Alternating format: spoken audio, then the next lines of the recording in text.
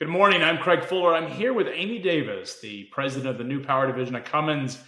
Amy, you've got a big role looking at the future of a company that's been around for many, many decades. Cummins is largely identified with the diesel engine and the internal combustion engine, but your job is to think about the future. Tell us a little bit about that transition. Yeah, absolutely. Thanks for having me. Cummins, as you might know, is over 100-year-old company, traditionally in diesel engines, but really power solutions.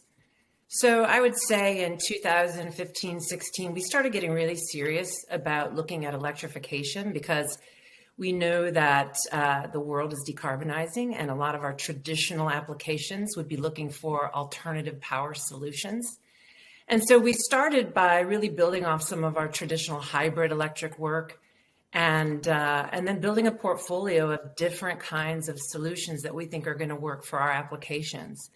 And we incubated that within our strategy organization, kind of just looking at different hypotheses, rationalizing those, pulling in some acquisitions, just doing some minority investments.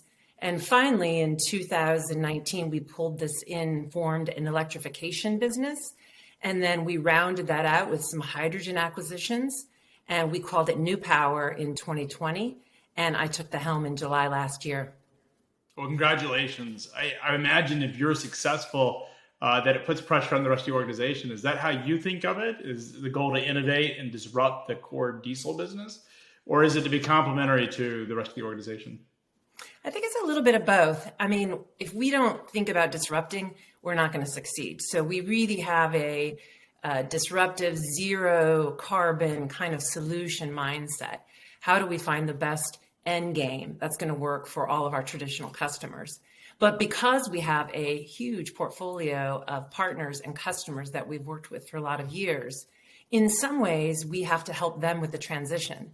So while we are putting zero carbon solutions out there, these end customers, they're going to have a 5, 10, 15-year kind of transition that they're managing.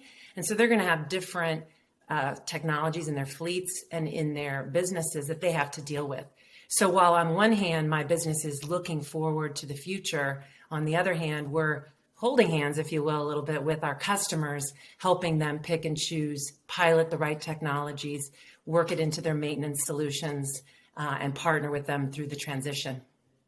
A couple of years ago, Elon Musk presented the Tesla Semi, and it was, in many ways, sort of the coming out party for a broader audience aware that electrification could come to trucking. Tesla's yet to produce the Tesla Semi. There's a lot of conversation around it. How do you think about what's happening in electrification? Is it a lot of noise at this stage, or is this something that we're going to see within the next couple of years? I think it's coming fast. I really do, especially the way battery technologies are moving so quickly and coming down the cost curve. We're going to see battery powered trucks more and more. Certainly we're seeing it in the bus side of the business. The light and pickup and delivery kind of segment of the trucking is seeing more and more electric vehicles enter in. And so I think that newcomers are exciting for our business. I think it's bringing innovation and it's pushing all of us. So I welcome it. But I do think heavy duty truck segments and certain applications will struggle for some time because of range, because of the power requirements that they have, the duty cycles that they perform. So I think it's going to be different paces depending on the application. But I think it's going to come a lot faster than probably some people are thinking right now. And maybe we need to be talking quickly about how we get ready to adapt it into the fleets, because that's what's really going to be the challenge, I think, is the infrastructure that needs to be in place to support this equipment, whether it's the charging or the fueling for hydrogen or other things. That has to come along to make this a usable piece of equipment. So, Amy, where do you think, or where are you seeing early adoption? Is it in the local, where you have a confined area, municipality type applications, small fleet applications? Is that where we'll see electrification really take hold in the initial phases? I mean, most certainly where incentives exist, that's where we're seeing it right now. Where we're seeing the cost is coming down, but it's still not on par with traditional technologies. And so therefore, where making money on your equipment matters. Some incentives are helping people make the business case for themselves. That, and I would say municipalities and government kind of subsidize applications like transit bus, school bus, places where there's a lot of pressure to find zero carbon solutions for passengers, and trains is another example where electrifying train lines has a lot of momentum, and being able to do that with a hydrogen solution, even though it's very expensive compared to building out electric rail lines over miles, is actually not so far off in cost. So the places where there's incentives or subsidies, or where the cost can come close to what the equal cost of decarbonizing in another way might be, and the pressures are there to get that done, we're seeing it happen. Otherwise, I'm seeing more pilots, more, let me look at the technology. People are wanting to look at it, see how it can integrate into their applications and into the rest of their fleet, start to get comfortable with it and find some alternative solutions that they might be choosing from and playing around with a little bit, if you know what I mean.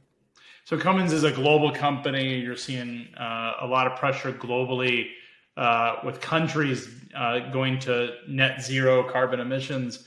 But you also see states like California that have made a point of moving towards net carbon zero. Are we going to see electrification on a global basis before we see it in the United States in terms of ubiquitous electrification? I do think different countries are moving at different paces, and that's changing all the time. Certainly Europe is a little bit ahead of us in my mind. They are making ambitious statements, putting money aside, making the commitments in their budgets, and actually putting programs in place. And so we're seeing our Europe customers really acting a lot faster than, let's say, the US. China was there as well. That slowed down a little bit, but I still see them from a government perspective making decisions, and because of their structure, they can then make that happen with the funding. And so I expect them to also be quite early.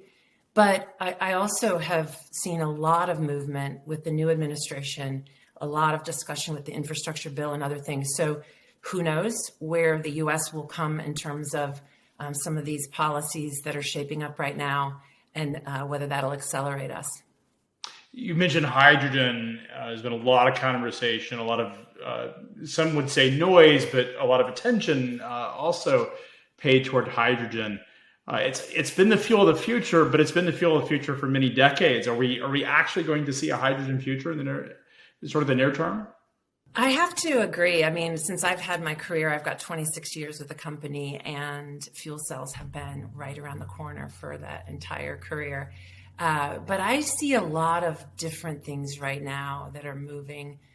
First of all, again, governments are making commitments for hydrogen production and green hydrogen production. And so that infrastructure is going to be key to this playing out. And if the governments are willing to fund that, and industry partners are stepping in and wading in heavily into that, I think that's a different sign. Also, the technologies are moving. We see many players now really working to focus the technologies down the cost curve. And so there's now a really line of sight to a TCO of a fuel cell to a diesel in something like a heavy duty truck application, depending again on some of the infrastructure moves, which will be a key part of it in the hydrogen cost. It could be 2030 to 2035 where you start to see some parity. That's a long way out, but not really, it's 10 years out, 10 to 15 years out where you could see a TCO on par. That's pretty close. Yeah, especially with, as you mentioned, the pressures around climate and government regulation and taxation that's probably upon us, whether it's this administration or future administrations, I imagine that will be a reality that we all have to contend with. The thing that I've always sort of struggled with, and you've touched on it, is the infrastructure question. Fleets are all concerned about total cost of ownership, which is not just about running the truck or the vehicle, but it's all of the other components. And one of the biggest risk items is when inevitably these things break down. You know, they're mechanical parts. Even the most well-built vehicles in the world occasionally have maintenance issues. How does a fleet get comfortable in an over-the-road long-haul environment where they're running across places like Wyoming and Montana, and there isn't infrastructure for hydrogen or electric maintenance services? How can a fleet really sort of embrace this technology? Or is it a matter of it's unlikely that a long-haul fleet would embrace it until the infrastructure is there? It seems like a chicken or egg problem. It does. It absolutely does. I do think this is an exciting place for Cummins. It's one of the areas where an incumbent like us with a huge distribution footprint, deep relationships with a lot of end user applications and end customers, OEM partnerships, which expands even further the footprint. It gives us a leg up to give some of these fleets confidence that we can get people there to support it. There's no doubt in our industry, these are tough applications. This isn't a passenger car going to the grocery store. These are this is equipment that does heavy work for profit. And so it's not going to be taken lightly. And having partners that can be there to support it is going to be important. And the infrastructure build out is going to, I think, take some really unique forms.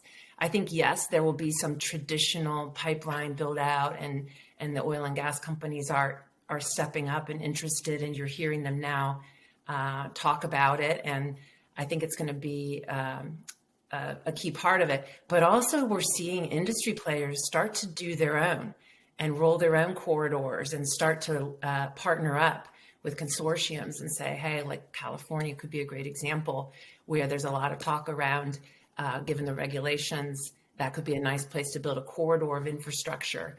And then you can start to get the technology there and get the fleets comfortable with it in a very specific location. And then, so we might see a combination of corridors with a broader infrastructure build out over the 10 to 15 years. Amy, is part of the thesis that government regulation is inevitable in this? Is this sort of, as we sort of look at both social pressures and regulation really driving electrification and net carbon, is that really the thesis that Cummins has made as they sort of have made these investments? Or at what point do we see the cost curve get to where without regulation, without taxation, electrification or hydrogen makes sense? Well, for Cummins, it's actually a part of our core values. We actually put our own 2050 planet goals out there to decarbonize our entire business. One of our core values is that everything we do leads to a cleaner environment. And actually back in the 90s, earlier in my career, as the regulations were coming out on NOx and particulates, some of my competitors were pushing against that. And Cummins actually has a long-standing history of partnering with regulators and trying to find a way to make the moves in a way that the industry can support, the technology can support it in a cost-effective way. So this is core to what we do. I would say I do believe that regulation is going to have to play a part in this. At the end of the day, someone's going to have to pay. You know, this infrastructure is not free. This transition, the charging stations, the transition to hydrogen fuels, the technology development is really only one piece of it. There's a lot of investments that have to be made, and the question is, you know, who does that? And does industry do it and pass it all to consumers? Is there a partnership somewhere in there? And I think that's why regulation has to play a part in it and have to work with industry to pace it in a way that the consumer can bear it, that we actually make industry better as a result of it, the experience for our end customers and our consumers better, not a jolt and a shock. It has to kind of be paced in, I think, so that it can be digested in a way that it can be, not one group somewhere pays the whole bill. It's just not going to happen. Yeah, and it seems like it's very gradual. It's interesting because we every time you hear regulation, it's always a very polarizing conversation. But having traveled the world to places that don't regulate pollution, and actually lived in Hong Kong in 1999, where the air was very dirty, and I remember just how you would I'd go back to my dorm room, and I would be covered in soot that was out from just the environment where it wasn't as clean, and the air that had come through China. We're very fortunate in the United States that there have been, over the last couple of decades, significant regulations around air pollution and air quality. And I wonder, when we go 20 years in the future, how our kids will perceive things. You look at these old photos and videos of cities and what they look like in the 1960s. It was completely different back then. And we forget that a lot of that is not just the regulation environment, but it's been the technology evolution that's enabled that. Absolutely. I mean, the regulations give us inspiration in some way on the technology. It sets a bar out there too, and I think there's, it helps us avoid a complacency in technologies. And I feel that right now. I mean, I think this is one of the reasons I'm so excited to be leading New Power, because there is an imperative to innovate, and we've been doing that with the diesel engine for 100 years, incrementally now. We're to the point where incrementally tweaking here and there. And now it's compulsive innovation with step changes. And that's what it's going to take to get this sort of on par 2030, 2035 I'm talking about. Each step is significant. And I do think regulation plays a part of that. Industry steps up. And where industry steps up, that's where, we get real good societal benefit. Amy, when you talk to customers that are looking at making investments in newer technology, cleaner technology, a lot of conversations have been around ESG, but one of the common sort of beliefs, or people that are sort of cynical about how realistic ESG goals are, is that it's greenwashing for companies, that they are just doing it to, they put these really long dates out in the future and don't actually intend to deliver it because they're not really held accountable. Are you seeing sincere commitments among companies to implement green technology and move towards net zero? Or is this just marketing speak? I think it's real. And I have a little cynic in me too, I have to confess. And so I'm sure there's a mix of players out there in terms of, how they're looking at this and how they're positioning their commitments. But I see some real exciting action. And I'm seeing, like, the customers that we called on have, historically been the, let's say, the maintenance departments or this kind of things in fleets. Now we're working with sustainability offices in conjunction with the maintenance offices. So we're seeing different conversations happening within our customer base. We're seeing them push and drive the maintenance teams to be, saying, okay, we're going to do this. We're going to trial it. There's more orders placed for electric vehicles than the industry can produce right now by fleets, just as an example. So they're willing to take the step more than ever before. And I think some of it is sure a shareholder push, but some of it is, company values. And, for me, this past year has been a really interesting change of tone. I don't know if it's just media, because I feel it in the conversations I'm having with customers that they're taking it more seriously and they're putting their money and their plans behind some of this. Yeah, I think I've had the same conversations. I often wonder whether COVID, because of just the fact that we're not immune to nature, sort of reminded us that we're still a part of a much bigger sort of society and world. And unfortunately, Mother Nature is still in charge. And so we've somewhat forgotten that at times. Our own sort of humanity and hubris has sort of caught us by surprise. But it is interesting because there's been so much attention played to ESG.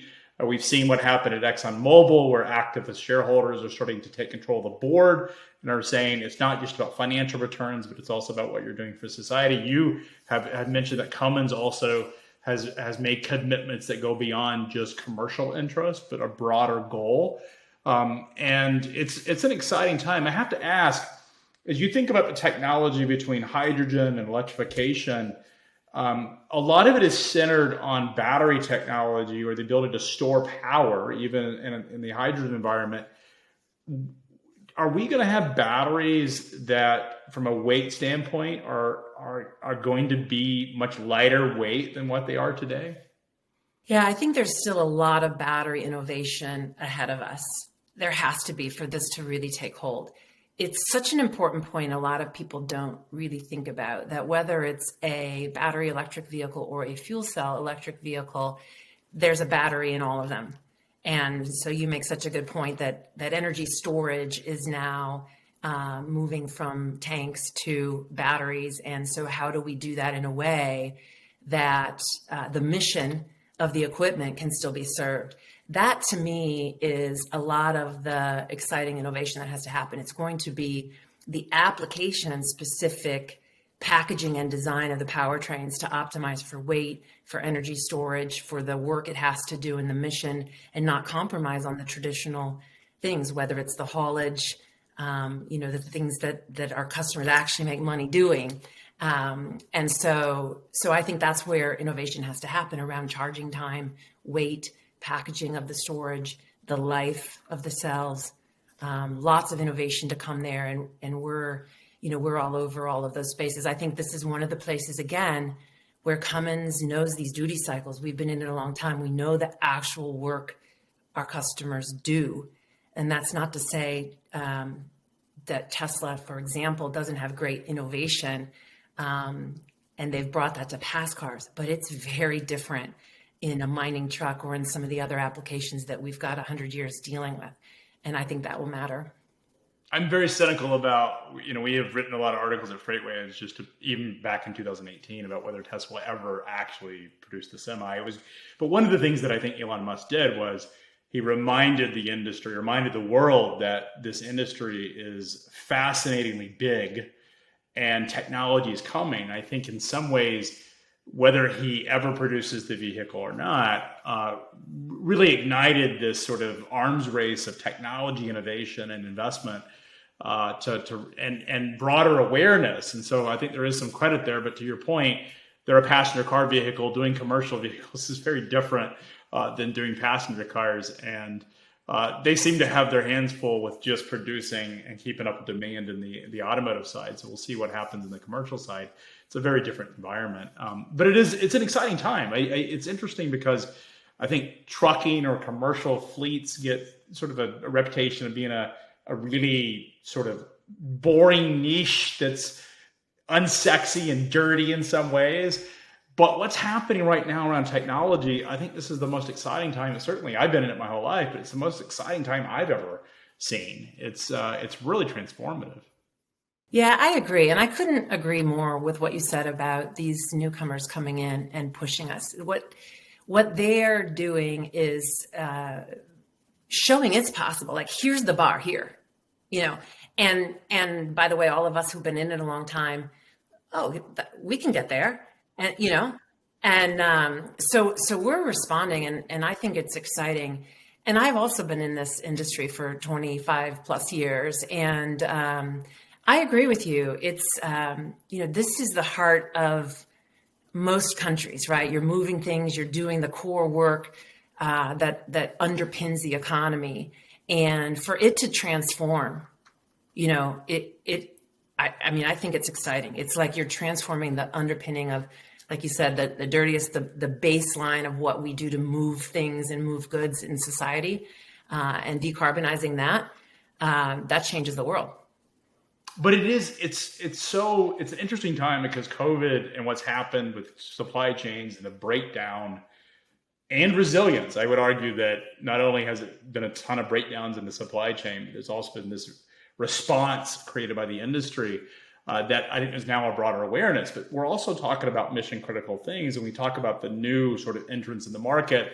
Often what's not understood by the broader investing public or the retail investors is when a fleet is making a decision to buy a vehicle, dependency and consistency and knowing what to expect and wanting a company to stand behind it with infrastructure is among the most important decisions they make, which is why companies like Cummins and the existing legacy companies are probably in a much better position to succeed in this revolution on the commercial side of things than a new incumbent that lacks that infrastructure. At least if that new incumbent tries to do everything internally versus partnerships or really sort of building on the infrastructure that's there. Yeah, I couldn't agree more. Of course, I have a little bit of a bias here, but I also have just a lot of years in this, and uptime is kind of what you're saying is everything in our customer applications. I can't think of a customer application almost where it isn't direct dollars to the bottom line when trucks or vehicles or equipment's down. And right now, it is new technology. It is unproven. And what we're seeing in some of these heavier duty cycles is, a one or two pilot in a fleet. Well, most fleets have redundancy to handle that. And so they're able to experiment with the technology and still preserve their uptime. As we start to shift to 25, 50% of someone's equipment being in this new power category, the reliability and the durability has to really be transformed from where it has historically been. This is where we think it's a huge focus for us, is creating controls and the total systems that will live in these harsh environments. Not everyone's focusing on that. I mean, some of the newcomers, while they're pushing on the envelope, they're also throwing stuff out there that I frankly just don't believe will live. And as that proves out and the industry shakes out, I think that'll be key to who lands on top. Yeah, it's interesting. I learned as a technology founder, someone told me many years ago who's been around technology startups and says, when you have a new technology in a new company, big enterprises are not comfortable with it. You can be a new company in an existing category and be successful, but it's very difficult to solve for both, being an unknown vendor, because we're talking about mission critical stuff, and nothing is more mission critical than, particularly in a supply chain, is hauling freight and keeping that thing running, as we've sort of learned this year, how critical it is. And you make another interesting point, which is when you're talking about a vehicle being down at a cost of $700 to $800 per day, that costs a lot of money if that thing's down for a week. And so it's just, there's a much different conversation that has to take place from the commercial side as it does on the consumer side of someone buying an electric vehicle for their own purposes, because they don't have the same level of constraints and concerns, frankly, that our industry does. Mm-hmm. Yeah, I agree. I mean, I think one of the things that I'm personally feeling a little bit challenged with is that we are trying to design the systems for the ultimate application. This is our differentiation. We know the duty cycles, so it's not a one size fits all. And there's a little bit of a bang it out mentality happening with some of my competitors right now to try to standardize and throw some stuff out there. And that's interesting for the short term for a couple of people who might want one or two of this or that in there. But really putting the stuff in there that's going to do the work most efficiently and cost effectively, that's what we're about. But we are doing it in a way, I mean, you mentioned innovating. Innovating in a big company is, I think in some ways we're better positioned because I have this vast technical R&T team to call upon. We have the ability to do strategic acquisitions, and we have the ability to fund it for a long time with this big cash base from our core business. At the same time, we separate ourselves a little bit in new power within Cummins. So I don't report to the traditional lines. I report directly to the CEO. We are a little bit outside of the traditional business way of doing things so that we can apply agile processes and try to be a little bit more nimble, attract some competitive talent, and really keep our innovation cycle up with our competitors, which is probably a little bit faster than what we've been used to historically in diesel. So we are straddling that.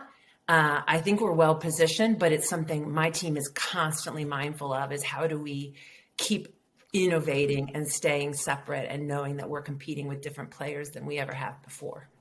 Amy, how does it for you personally, taking a role where you're the disruptor of the family of the company, in dealing with a lot, the folks that are in the core operations are interested in what's happening this quarter, trying to get production cycles out, get the new models for the next year. You're thinking about the next 5 and 10 years. How does a company with the scale and the history and the responsibility that Cummins has sort of deal with that friction that is inevitable? Yeah, I mean, it is and it isn't. I mean, the one thing that I find I'm a little bit lucky, most of my employees want to come to our side of the business. So that's one of the things that probably some of my colleagues would say is a little frustrating because it's an exciting place to be. I get a lot of people wanting to come on over.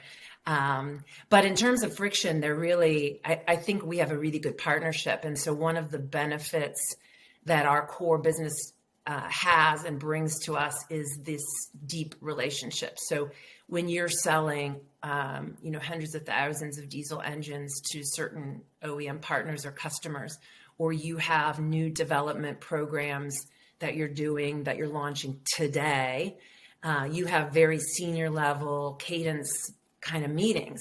And that gives us the opportunity then to say, hey, let's take 30 minutes and talk about your next electric vehicle that you're going to be introducing and how can Cummins help. And so I find that we have a nice pull in at those right moments and a cadence with those customers that enables me to keep in front of them constantly with our newest innovations.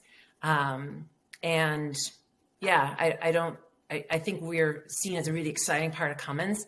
And so far anyway, it's real complimentary. Are you in Indiana?